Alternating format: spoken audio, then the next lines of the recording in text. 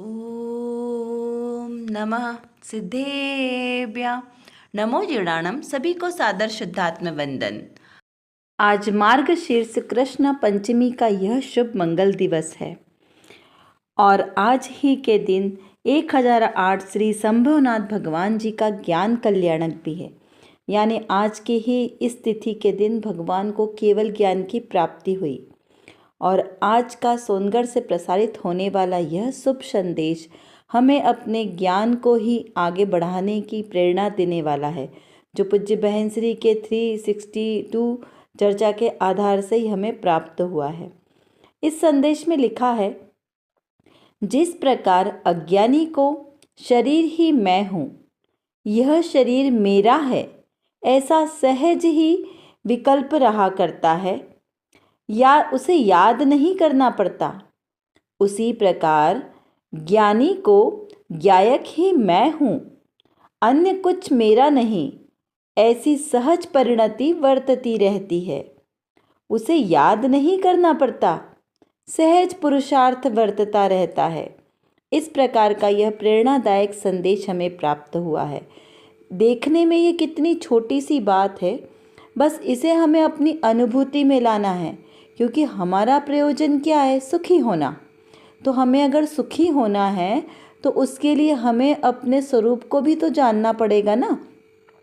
देखिए, हमारी विगत जो कक्षा में ये सोनगढ़ से प्रसारित संदेश चल रहे हैं, इन सब का अगर हम बारीकी से देखें तो सबका प्रयोजन, उनका उद्देश्य एकमात्र अपने सुख की प्राप्ति करना और अपने ही स्वरूप को पहचानना है। क्योंकि देखिए, यहाँ पर हमें अपने स्वरूप के सिवा और किसकी चर्चा करनी है? यदि संसार में आत्मा शब्द को निकाल दिया जाए तो बचेगा क्या? सारा जड़ बचेगा। तो मैं कौन हूँ? क्या मैं जड़ हूँ? नहीं, मैं आत्मा हूँ। तो मुझे अपनी ही पहचान तो करनी है। बाकी द्वादशांग का पूरा ज्ञान करना वो प्रयोजन नहीं होना चाहिए, क्योंकि उससे सुख नहीं होगा।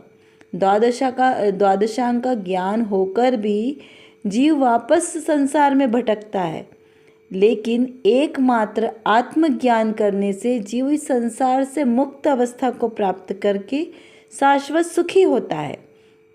तो यहाँ पर मुझे किसकी पहचान करनी है? उस मैं पदार्थ की, कि वो मैं कौन हूँ?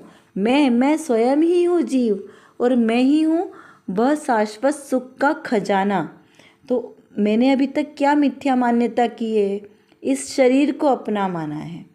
जिस प्रकार अज्ञानी जीव शरीर को मैं मानता हूँ, तो यह अज्ञानी जीव कौन बना हुआ है? मैं ही तो अभी तक अज्ञानी बना हूँ। और जिस दिन मैंने ही यह निर्णय किया कि ये जो शरीर है ये मैं नहीं हूँ, मैं तो वो जीवंत आत्मा हूँ जो इस शरीर को अनुभव करता हूँ कि ये शरीर में हूँ, इस शरीर को सुख हो रहा है, इस शरीर को दुख हो रहा है, तो उसके सुख दुख का अनुभव करने वाला जो ज्ञान है वो मैं हूँ। वो ज्ञान जिसमें भरा है, जिस द्रव्य में भरा है, वो मैं हूँ। क्योंकि ज्ञान तो गुण है ना, और जीव द्रव्य है। दोनों में डिफरेंस है क्या? जीव द्रव्य और ज्ञान गुण है। तो जो अनुभव कर रहा है वह द्रव्य है जीव, और ज्ञान के द्वारा अनुभव कर रहा है, क्योंकि ज्ञान ही तो जीव में लबालब भरा है। प्रत्येक कण कण में, पूरे उसके सर्वांग में भरा हुआ वो ज्ञान है, गुण, और उसका आधार कौन है? जीव। तो इस प्रकार गुण और द्रव्य दोनों एक दूसरे के आधार से हैं, एक दूसरे के बिना वो नहीं रह सकते। तो इसी प्रकार जो सुख दुख का अनुभव कर रहा है वो कौन है? वो जीव द्रव्य है। तो ये जीव ही मैं हूँ, यह मैंने अभी तक नहीं समझा, इसलिए संसार में दुखी हूँ। और जो अज्ञानी जीव है उसने क्या किया? इस शरीर में मैं पना किया कि ये शरीर में हूँ। शरीर के भोजन करने में, इसके सुख दुख में, इसके रोगादिक होने में अपने आप को सुखी दुखी माना। जैसे छड़ाला जी में आता है ना, मैं सुखी दुखी मैं रंक राव, मेरे धन ग्रह गोधन प्रदान। यानी क्या? कि मैं सुखी, ये शरीर के सुख दुख से अपने आप को सुखी दुखी माना। तो इस प्रकार जो इस शरीर की क्रियाओं में सुख दुख की अनुभूति की है, इसकी वजह से संसार में मेरा संसार चक्र चल रहा है, और उससे मैं और ज़्यादा दुखी हो रहा हूँ, सुखी नहीं हो रहा हूँ। तो अब मुझे अगर सुखी होना है तो क्या करना है? मुझे सुखी होने के लिए एकमात्र अपने स्वरूप का ध्यान देना है। मैंने अपने आप को क्या माना, मैं स्त्री हूँ, मैं पुरुष हूँ, मैं नपुंसक हूँ, मैं पुत्र हूँ, मैं माता हूँ, मैं बहन हूँ। ये सारे जो रिश्ते जो मेरे नहीं हैं, इस शरीर के हैं, इस शरीर के द्वारा जो बने हैं, उनको मैंने अपना माना। मैं तो कौन हूँ? मैं पुरुष लिंगी आत्मा हूँ। आत्मा कोई स्त्री या पुरुष नहीं होता। आत्मा कैसा होता है? आत्मा पुल्लिंग ही होता है, यानी पुरुष जिसने अपने आप को माना। जैसे मैंने माना कि मैं सुरभि हूँ, तब मैंने क्या कहा कि मैं ऐसा करता हूँ, तो करता हूँ, मैंने अपने आप को पुल्लिंग आत्मा माना। तब हमारे मुंह से ऐसा निकलता है कि हाँ, मैं इन पर पदार्थों का करता नहीं हूँ और मैं इन पदार्थों का करता नहीं हूँ। अगर मैंने स्त्री रूप से इसको एक्सेप्ट किया, मैंने अपने आप को स्त्री समझा, तो इसका मतलब क्या हुआ कि मेरी दृष्टि अभी पर्याय रूप में है, क्योंकि अभी पर्याय से स्त्री है ना, लेकिन आत्मा तो पुल्लिंग है, पुरुष है ना। तो अभी आत्मा पे दृष्टि नहीं गई, इस शरीर से दृष्टि गई है। तो यह हमारा हो गया अज्ञान, मिथ्यात्व। तो जब हमने मैं आत्मा हूँ ये माना, तो फिर मैं स्त्री हूँ या पुरुष हूँ या नपुंसक हूँ, इसका भेद ही नहीं है। ठीक है ना। तो हमारे भाषा में भी हमें ऐसा पौरुष चाहिए कि जिससे हमें उग्रता भासित हो, हीनता दीनता नहीं हो। वीर्य रस बोलते ना, आत्मा में वीर्य रस परिपूर्ण है। तो आत्मा कहीं तरीके से कमज़ोर नहीं है, इस प्रकार से हमें अनुभव करना है। तो यहाँ पर जो अज्ञानी जीव है उसे सहज ही, कोई बताना नहीं पड़ता है कि वो इस शरीर को अपने अपनापन करे, उसको सहज ही अपने शरीर से ममत्व बुद्धि, एकत्व बुद्धि हो जाती है। उसी प्रकार से ज्ञानी को ज्ञायक ही मैं हूँ और कुछ मेरा नहीं है, इस प्रकार से उसकी सहज ही परिणति वर्तती है। देखो यहाँ पे ज्ञानी और अज्ञानी दो की भिन्नता बताई है। तो जो अज्ञानी जीव होगा उसको सहज ही परिणमन कैसा हो गया? अज्ञान रूप से होगा। और जो ज्ञानी होगा उसको सहज ही परिणमन ज्ञान रूप से होगा, यानी वो शरीर को अपना नहीं मानेगा और आत्मा में ही एकत्व करेगा। और अज्ञानी क्या करेगा? इस शरीर में मैंपना करेगा। तो वैसे तो ये बहुत सरल है, इतना आपको समझ में अच्छी तरीके से आ गया होगा कि दोनों की परिणति कैसे भिन्न भिन्न है। और उसे इस प्रकार को, इस सहज परिणमन को बार बार याद नहीं करना पड़ता, सहज ही उसका पुरुषार्थ बरतता है। जैसे हमें अपना नाम बार बार याद नहीं करना पड़ता, उसी प्रकार ज्ञानी को भी मैं ज्ञायक हूँ ऐसा बार बार याद नहीं करना पड़ता। देखिए माता जी के बोल में भी आता है, यही बात पूज्य माता श्री के वचनामृत में भी तीसरे नंबर के बोल में भी आई है। वहाँ पर भी लिखा है कि ज्ञानी की परिणति सहज होती है। हर एक प्रसंग में भेद ज्ञान को याद करके उसे खोकना नहीं पड़ता, परंतु उसके तो ऐसा सहज परिणमन ही हो जाता है। आत्मा में धारावाहिक परिणमन वर्तता ही रहता है। यानी इससे स्पष्ट होता है कि जो आत्मा में एक बार निर्णय होता है, आत्मा निर्णय क्या करता है? एक बार निर्णय करता है कि मैं आत्मा हूँ, ऐसा वो दृढ़तापूर्वक निर्णय करता है। ऐसे आधा अधूरा नहीं कि अपना प्रयोजन सिद्ध हो तो अनुकूल परिस्थितियों में मैं आत्मा हूँ और प्रतिकूल परिस्थितियों में परेशान हो जाए, या प्रतिकूल परिस्थितियाँ आए तो मैं आत्मा कर्ता स्वभाव भी अनुभव करने लगे और फिर वापस वैसे ही हो जाए। नहीं, यहाँ पर प्रतिकूलता हो चाहे अनुकूलता हो, कहा माता जी कहते हैं कि पहाड़ जैसी परिस्थितियां आए तो भी अपने आत्म स्वभाव से नहीं डिगते हैं। ऐसे होते हैं ज्ञानी जीव। तो जो ज्ञानी जीव होता है वो किसी भी प्रसंग में रहे, उसे प्रत्येक प्रसंग में अपना आत्मा ही नजर आता है। तो इस प्रकार उसको सहज परिणमन होता है, उसे बार बार याद नहीं करना पड़ता है कि मैं आत्मा हूँ, मैं आत्मा हूँ, मैं ज्ञायक हूँ, मैं ज्ञायक हूँ, मैं अकर्ता स्वभावी हूँ, मैं सम्यक दर्शन ज्ञान चारित्र वाला हूँ। इस प्रकार बारंबार उसे याद नहीं करना पड़ता है, उसे सहज परिणमन होता है। सोते जागते बैठते दिन भर हमारी सारी जितनी क्रियाकलाप करते हुए बाहर में अगर देखा जाए तो व्यापार धंधा घर गृहस्थी के सब कार्य करते हुए भी उसे अपना आत्मा ही ऊर्ध्व लगता है। इस प्रकार ज्ञानी जीव की परिणति होती है। तो ऐसी ही परिणति हम भी अपने अंदर में धारण करें। चलिए, अब इतना आपको समझ में आ गया होगा। अब हम देखते हैं आज की रत्न कड़िका में कौन सी विशेष बात आई है। यहाँ पर श्रोता ने प्रश्न किया है, क्या ज्ञानी को वैराग्य परिणति शांति रूप है?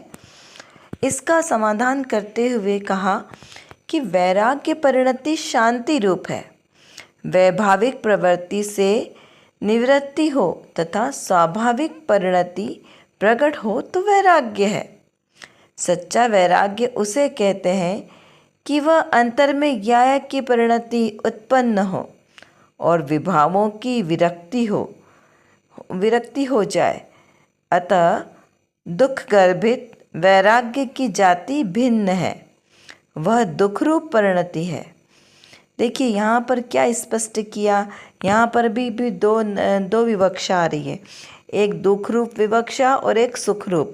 तो यहाँ पे दुख रूप किसे कहा कि जो जिसमें विभाव भावों की अभिव्यक्ति है ना, जो विभाव भाव है वो कैसा है, दुख गर्भित है, दुख वाले है।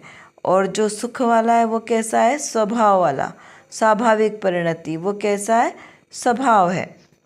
और वही वैराग्य भी कहा, क्योंकि वैराग्य ही तो आगे चल के स्वभाव अपने आत्म स्वभाव रूप परिणमित होता है।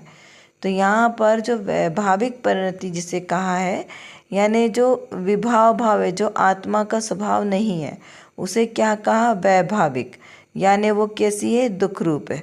और स्वाभाविक यानी स्वभाव रूप, जो अपने स्वभाव के अनुरूप परिणमित यानी के अनुरूप होती है, ऐसी शक्ति, ऐसी कैसी है, वो शांत स्वरूप।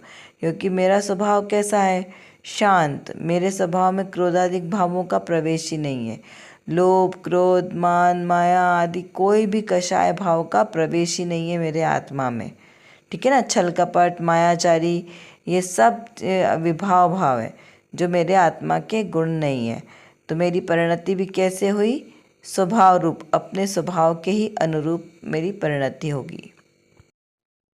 यहाँ पर ये स्वभाव और विभाव दो प्रकार की पर्यायों की बात चल रही है, लेकिन जो द्रव्य स्वभाव है, जीव द्रव्य स्वभाव, वो तो कैसा है, त्रिकालिक शुद्ध ही है, उसमें कोई अशुद्धता नहीं है, वो स्वाभाविक रूप से ही परिणमित होता है। लेकिन विभाव रूप से पर्याय प्रकट होती है, यानी जब स्वाभाविक परिणति प्रकट होगी तब उसे वैराग्य उत्पन्न होगा। और सच्चा वैराग्य किसे कहा कि जो अंतर में ज्ञायक की परिणति उत्पन्न हो। अंतर में जो ज्ञायक की परिणति उत्पन्न होगी ना, कि मैं ज्ञायक हूँ, मैं ज्ञायक हूँ, तब उसे वैराग्य सच्चा उत्पन्न होगा। क्योंकि तभी तो संसार शरीर भोगों से उसे विरक्ति होगी और स्वभाव की तरफ आसक्ति होगी, उसी को वैराग्य कहते हैं। फिर कहा है कि दुर्गर्भित वैराग्य की जाति भिन्न है। दुख गर्भित यानी दुख सहित, जिसमें दुख हो, ऐसी परिणति जिसे वैराग्य कहने में आता है, उसकी जाति भिन्न है। क्यों? क्योंकि वो सच्चा वैराग्य नहीं है, इसलिए वो दुख रूप है। इसी प्रकार के वचनामृत में एक और बोल आता है जिसमें लिखा है, ज्ञान और वैराग्य एक दूसरे को प्रोत्साहन देने वाले हैं। ज्ञान रहित वैराग्य सचमुच का वैराग्य नहीं, बल्कि रूंधा हुआ कषाय है। यहाँ पर क्या कहा, उसे रूंधा हुआ कषाय बोला है, सचमुच वैराग्य नहीं है। जब ज्ञान होगा तो ज्ञान के साथ ही होने वाला जो वैराग्य, वही सचमुच का वैराग्य कहलाएगा। उसके बिना वैराग्य की उपमा नहीं आती। जैसे जब तक सम्यक दर्शन नहीं हो तब तक की सारी क्रियाएं कैसी है, व्रत तप अर्चन सब कुछ व्यर्थ है, जीरो। जब आपको सम्यक दर्शन हो उसके बाद में जो भी क्रियाएं की जाएगी वो सब क्या से कहलाएगी, सम्यक कहलाएगी, वैराग्य रूप कहलाएगी, धर्म रूप कहलाएगी। और सम्यक दर्शन की शुरुआत के बिना तो पहले धर्म का भी प्रारंभ नहीं है। इस प्रकार यहाँ पर इसको समझना है। अब देखते हैं आज की जो प्रश्न है, इसके माध्यम से हम थोड़ा सा चिंतन करते हैं कि ज्ञानी जीव को कैसे विकल्प चलते हैं। ज्ञानी जीव के चिंतन में आत्मा ही मैं हूँ ऐसा निर्णय रहता है, हाँ या ना।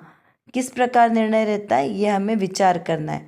वैराग्य परिणति किस रूप होती है, सच्चा वैराग्य किसे कहते हैं, और धर्म की शुरुआत किस प्रकार होती है, किस प्रकार अंतर में वैराग्य उत्पन्न होता है, इस पर चिंतन करना है। चलिए, आज की कक्षा का समय हमारा पूर्ण होने को आया है। आशा करती हूँ आपको यह सब अच्छी तरीके से समझ में आ गया होगा। यदि कुछ नहीं समझ में आया हो तो आप ज़रूर हमसे कमेंट बॉक्स में लिखकर पूछ सकते हैं। और जो विषय आज हमारे सामने हुआ, इसको बारंबार चिंतन करते रहें, जिससे हमारी दृढ़ता मजबूत हो। और इसी प्रकार सम्यक श्रद्धा के साथ जो भी हम क्रिया करेंगे वही हमारे लिए कार्यकारी होगी। अतः सम्यक दर्शन, सम्यक ज्ञान और सम्यक चारित्र के साथ हम भी अपने ऐसे रत्नत्रय को प्रकट करें, सच्चा श्रद्धान करें। इसी पवित्र शुभ भावनाओं के साथ आप सभी को सादर जय जिनेंद्र।